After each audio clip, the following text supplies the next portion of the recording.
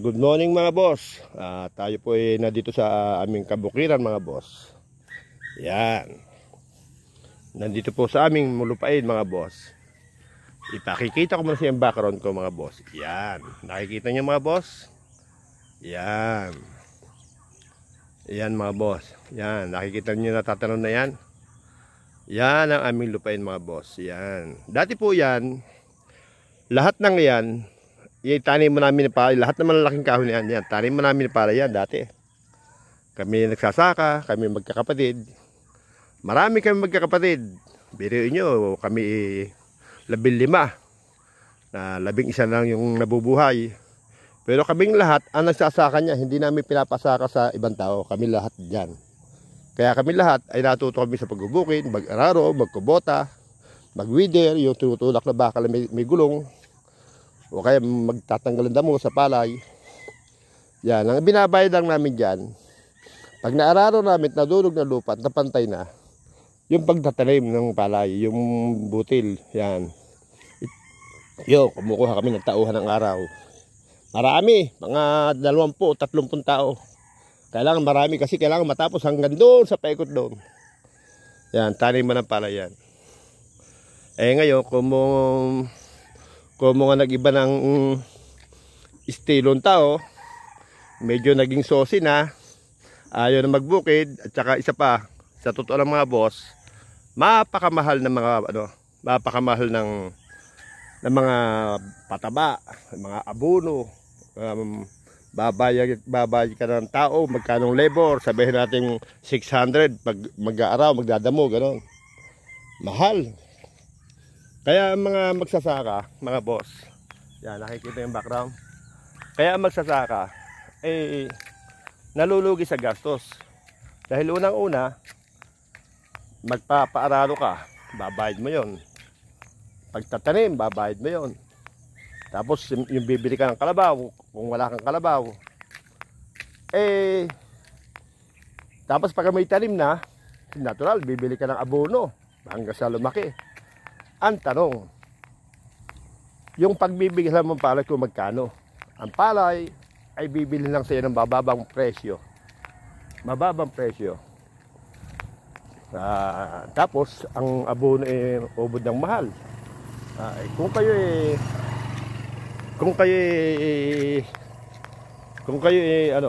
mahina ang puhunan, nako kawawa naman dahil unang-una mamumuhunan kayo ng malaking pera, tapos sa pagbebentahan hindi naman po lugi, kaya lang talagang hindi sulit yung mapapagbilang. Nakita nyo ang lawak na lupa na yan, yan taniman namin ng araw yan, ika-hektare lupa yan. Itinuturo ko lang kayo sa aming munting kabuhayan dito sa probinsya. Ang pinapakita ko sa inyo ay buhay probinsya, mga boss. Yan. Para maiba naman tayo sa ating mga panurin. Yan, pinapakita ko sa inyo buhay probinsya, mga boss. Yan. Nakita nyo, ang daming baka. Yan.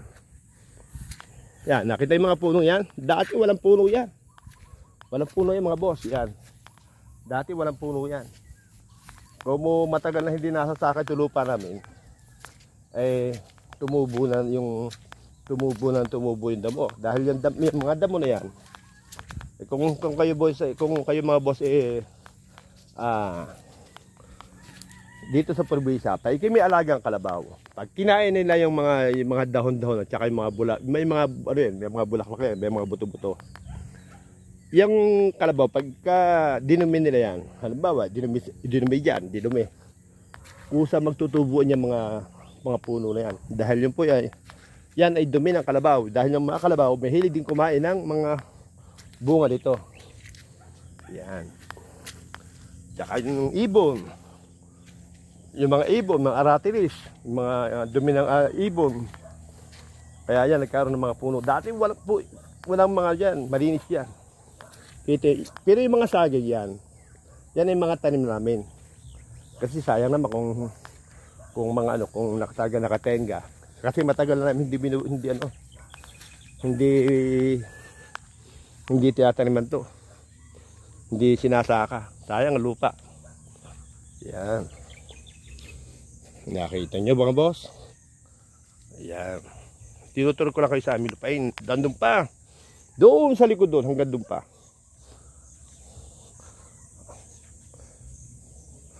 Puki, hindi na kataas mo, Puki. Hindi na kataas mo. Baka lapayan ako niyan. Ay, kalayo. Agoy! Oo nga no.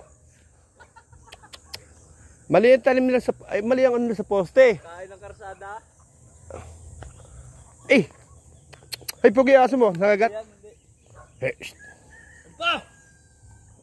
Mali ang tama sa total no. Pag mas dami yung tanim nila, yung ano, yung... Ito yung kalsada. Dapat dito inilagay. Oo nga, para hindi na lumibad. Oo, tinawid pa. Bakit dito? Oo nga no. Mali yan.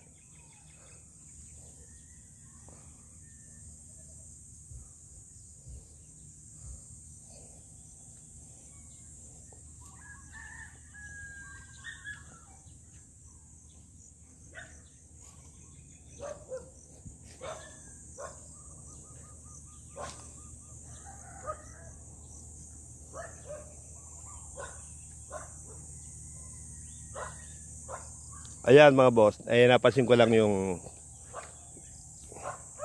pagkakalagay ng poste. Mali nga naman mga boss. Dahil unang-una, ito ipapakita ko sa inyo mga boss. Eh, meron kaming kalsada rito, kalsada, gagawin kalsada yan. Ito yung muhon mga boss, yan. Yun o. Ito yung muhon. Yan, PS.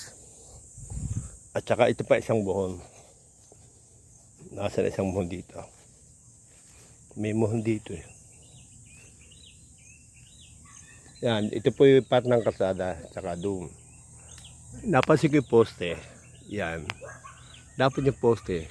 Pag gano'n eh, pakanan eh. Dapat na poste dito sa kanan. Dito na. Para hindi na mga abala din eh, kung may dadaan truck. Dito. Yan. Nakita yung poste yon. Kung dapat dito nilagay, dapat dire-diretso na halimbawa yung truck kung ayusin nyo kalsada. Yun o, yung poste ng gagawin ano, poste ng Meralco, kuryente. Mali, dapat pa ulit to. Mali. Mali yung poste no? Yan.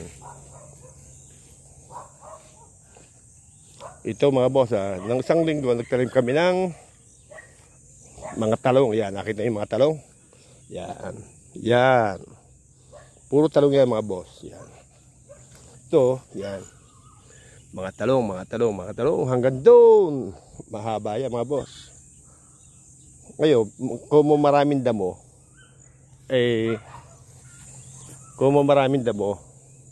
kaya hindi ka pa makita. Pero madali po yung damo yan. Iraround up lang yan yung gamot. Lalasunin yan. Patay lahat ng damo. Matitira dyan, mga talong lang. Yan. Ito mga boss, oh. Mga buhay na.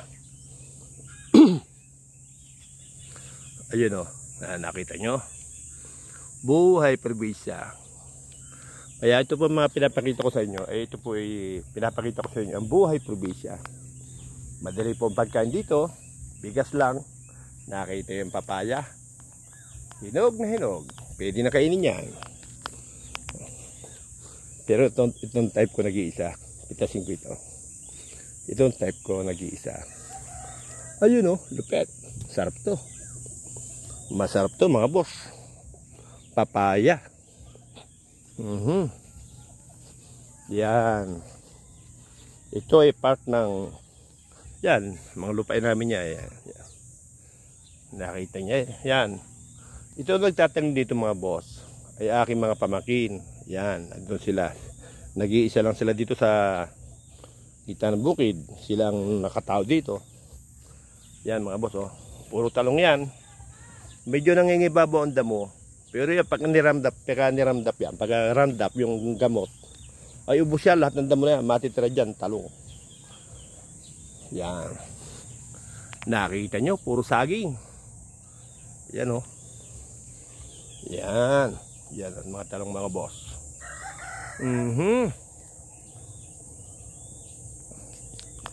Mga boss, yan.